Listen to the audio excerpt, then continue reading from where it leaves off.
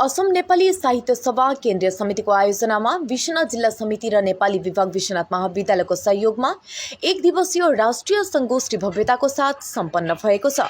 संस्कृति विषयमा भएको उक्त संगोष्ठीमा कलाश्री विनोद खनालले दीप प्रज्वलन गरेपछि डाक्टर सञ्जीव उपाध्यायको सञ्चालन र अनिसासका सभापति डाक्टर चिन्तामणि शर्माको सभापतित्वमा रहेको थियो। उक्त कार्यक्रममा 4वटा सत्रमा कुल 16वटा कार्यपत्र प्रस्तुत गरिएको थियो भने उत्तर बङ्ग विश्वविद्यालयका पूर्व प्राध्यापक डाक्टर कृष्णराज घताली र सिक्किम विश्वविद्यालयका सह प्राध्यापक डाक्टर देवचन्द्र सुब्बाको प्रमुख उपस्थिति रहेको थियो। केन्द्रीय समितिले हाम्रो जिल्ला समितिको सहयोग तथा हाम्रो विश्वनाथ महाविद्यालयको जुन नेपाली विभाग छ, नेपाली विभागको सहयोगमा हामीले आज विश्वनाथ महाविद्यालयको यस सभागारमा राष्ट्रिय संगोष्ठी आयोजन गरेका छौं। राष्ट्रिय संगोष्ठी हामी संस्कृति विषयमा लिएका छौं र यस संस्कृति विषयक राष्ट्रिय संगोष्ठीलाई हामी 4वटा खण्डमा विभाजित गरेका छौं र त्यो 4वटा खण्डमा 4 जना हाम्रो अध्यक्षताको आसन गर्नको लागि असमका वयोज्येष्ठ हाम्रो जुन बुद्धिजीवीहरू हुनुहुन्छ उहाँहरूलाई निम्त्याएका छौं। नर्थ बेंगल युनिभर्सिटीका अवसर प्राप्त प्राध्यापक कृष्णराज घटानी पनि आउनु भएको छ र सिक्किम सेन्ट्रल युनिभर्सिटीका सहकारी प्राध्यापक डाक्टर देवचन्द्र सुब्बा आउनु भएको छ। त्यसैगरी 15 जना व्यक्तिलाई हामीले कार्यपत्र पाठ गर्नको लागि हामी उहाँहरूलाई निम्त्याएका छौं र कार्यपत्र उहाँहरूको पाठ गर्ने क्रम चाहिँ चलिरहेको छ। 4वटा सत्रमा यो समापन हुनेछ। खुसीको कुरा के भने असम नेपाली साहित्य सभाले हाम्रो लोक संस्कृतिमाथि विभिन्न ठाउँमा हाम्रो विभिन्न संस्कृतिसँग जडित जति पनि हाम्रो नृत्यहरू छन् ती नृत्यहरूको प्रशिक्षण दिने काममा पनि असम नेपाली साहित्य सभा अघि बढेको छ। त्यसैगरी हामीले बाक्सा जिल्लामा हामीले त्यो कार्यक्रम हामीले सञ्चालन गरिसकेका छौं र मार्घेटा जिल्लाका विभिन्न ठाउँहरूमा प्रशिक्षण कार्यसूची चाहिँ चलिरहेको छ र 13 र 14 तारिकको दिन 14 तारिकको समापन हुनेछ मार्घेटामा, त्यहाँ हामी पुग्नेछौं र विश्वनाथ जिल्लाले पनि के गर्यो भने ती लोक संस्कृति माथि यी आज जुन पाठ गरेका कार्यपत्रहरू छन् कार्यपत्रको एउटा संगालो असम नेपाली साहित्य सभाको केन्द्रीय समितिले प्रकाशित गरिदिँदा राम्रो हुन्छ भन्ने एउटा जिल्ला समितिको पनि आग्रह रहेको हुँदा हामी जिल्ला समितिको सहयोगमा आज यो संस्कृति विषयक कार्यशाला यहाँ अनुष्ठित गरेका छौं र अहिलेसम्म हाम्रो हातमा 15वटा कार्यपत्र हामीले प्राप्त गरिसकेका छौं र 4वटा लिड स्पीचको पनि वक्तव्यहरू हामीले भेटिसकेका छौं। 20 भाषण भेटिसकेका छौं र त्यसलाई संकलन गरेर एउटा सुन्दर गवेषणामूलक एउटा ग्रन्थ असम नेपाली साहित्य सभाको केन्द्रीय समितिले आगामी महिनामा प्रकाशित गर्नेछ। असम पहिला पनि आएको मलाई असम प्रिय लाग्छ, राम्रो लाग्छ। अनि यसपालि जुन यो सेमिनार भयो हैन लोक संस्कृति लोक वार्तामाथि अत्यन्तै राम्रो लागिरहेछ। असम नेपाली साहित्य सभाले हामीले एउटा सिद्धान्त लिएका छौं, हाम्रो सांस्कृतिक कर्मशालाहरू अनुष्ठित गरौँ। विशेष गरेर हाम्रा नेपाली संस्कृतिमा रहेका हाम्रा परम्पराहरू हाम्रा पुर्खाले पालन गरेका पुर्खासँग हामीले सिकेका हामीले सानादेखि नै जानेका ती जुन संस्कृति छन् जुन सांस्कृतिक पहिचानहरू छन् अर्को पुस्तालाई हामीहरू हस्तान्तरण गरौँ। त्यो ध्येय राखेर हामीले यो कर्मशाला गोर्खा जनबस्ती बाहुल्य अञ्चलमा अनुष्ठित गर्ने सिद्धान्त लिएर उचित प्रशिक्षकद्वारा हामीले बीटीसी क्षेत्रको बाक्सा जिल्ला अन्तर्गत निकासीमा कर्मशाला अनुष्ठित गर्यौं। त्यहाँ प्राय 1.5 महिना विभिन्न भेकमा हाम्रा लोक संस्कृतिमाथि नृत्य लोकगीतमाथि प्रशिक्षण भयो र सबै प्रशिक्षण भएकालाई एकगुट पारेर एक दिन हामीले प्रदर्शन पनि गर्यौं। माननीय सभापति महोदय र म बाक्सा पुगेका थियौं।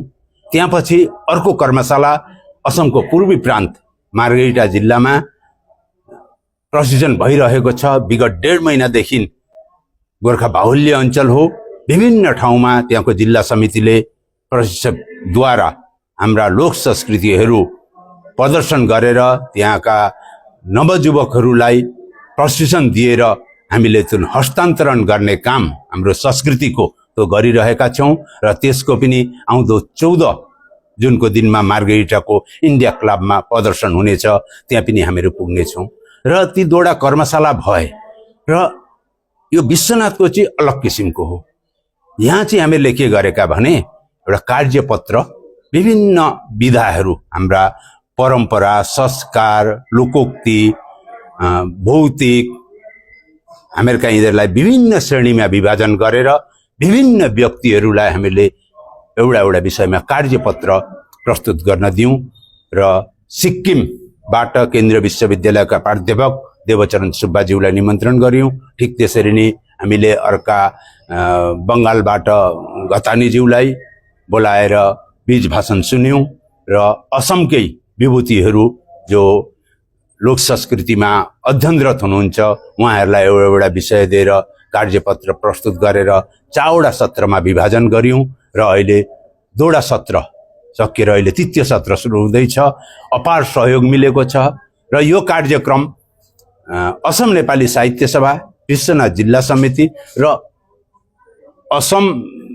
यो जुन विश्वनाथको कलेज छ नेपाली विभाग, त्यो पनि यहाँ हामीहरूसँग सम्पर्कित छन् र यो कार्यक्रम हुनमा आदरणीय अध्यक्ष डाक्टर चिन्तामणि शर्माज्यूको अहम भूमिका हामीहरू सबैले पर्यवेक्षण गरिरहेका छौँ र यी कार्यपत्र जति प्रस्तुत भए अहिलेसम्म बहुत उच्च कोटिका, हामीले नजानेका बहुत कुराहरू यहाँ थाहा लाग्यो र आगामी दिनमा यिनै कार्यपत्रहरूलाई लिएर एउटा पुस्तक रूपमा हामीले प्रकाश गर्नेछौँ र त्यो पुस्तकले निश्चय नै हाम्रा लोक परम्पराहरूलाई अर्को प्रजन्मलाई हामीलाई हस्तान्तरण गर्न वा पछिसम्म हाम्रो संस्कृतिको धरोहरहरू राखेर साँचेर राख्नमा सक्षम हुनेछौँ।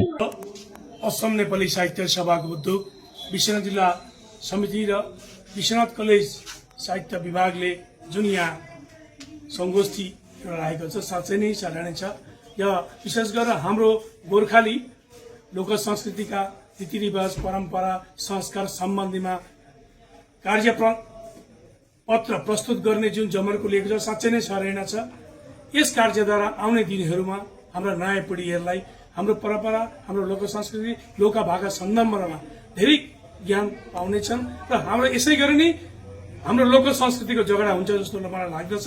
र यहाँ हामी विशेष गरेर विश्वनाथवासी हिसाबले असम नेपाली साहित्य सभाले यो जुन जमर्को गरेको छ, जुन यो कार्यसूची हाम्रो यस भेगमा दिएकोमा उहाँहरूप्रति पुनः आभार प्रकट गर्दछौँ र आउने दिनहरूमा यसरी नै अझ जोसिलो र जागरुक तरिकाले हाम्रो लोक संस्कृति सँगसँगै अन्य विधामा पनि यसरी नै कार्यपन्था लिएदेखि हाम्रो भाषा संस्कृति झगडा अझै हुन्छ भन्ने मलाई लाग्दछ।